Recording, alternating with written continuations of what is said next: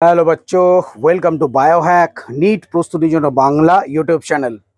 তো আজকে 14 তারিখ এমপি হাইকোর্টের ডাবল বেঞ্চে নিট 2025 যে পাওয়ার কাট ইস্যুর মামলা সেটা ছিল, তার হিয়ারিং আর কিছুক্ষণ আগেই শেষ হয়েছে এবং হিয়ারিং এর ফলে যে ফাইনাল আউটকাম এসছে বা ফাইনাল জাজমেন্ট এসছে সেটা হলো যে রিনিট 2025 যে 75 জন স্টুডেন্ট তাদের জন্য যে হওয়ার কথা ছিল, মানে সিঙ্গেল বেঞ্চ যে রায় দিয়েছিল রিনিট হবে, সেটা কিন্তু পুরোপুরি ক্যান্সেল করে দিয়েছে ডাবল বেঞ্চ।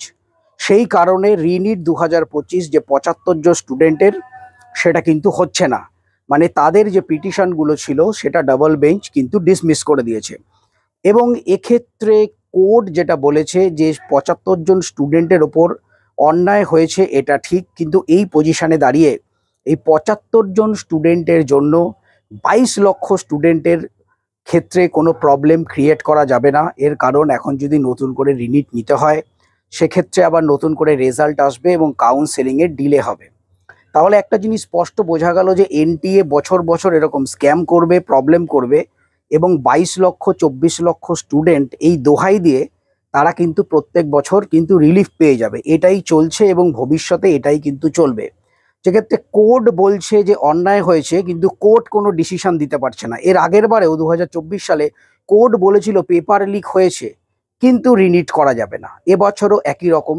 শুধু তাই নয়, যে জাজ তারা এও বলেছে যে যদি আবার রিনিট নেওয়া হয় তো স্টুডেন্টরা যে বেটার পারফর্ম করবে তার কি মানে আছে। প্লাস লোকাল যে অ্যাডমিনিস্ট্রেশন তারা নাকি বলেছে যে সব ধরনের ব্যবস্থা করা ছিল, কোনো কারো প্রবলেম হয়নি। তো যাই হোক, বিভিন্ন রকম সবাই সব কিছু বুঝতে পারে, আমরাও বুঝতে পারছি আসল খেলাটা কোথায় হয়েছে।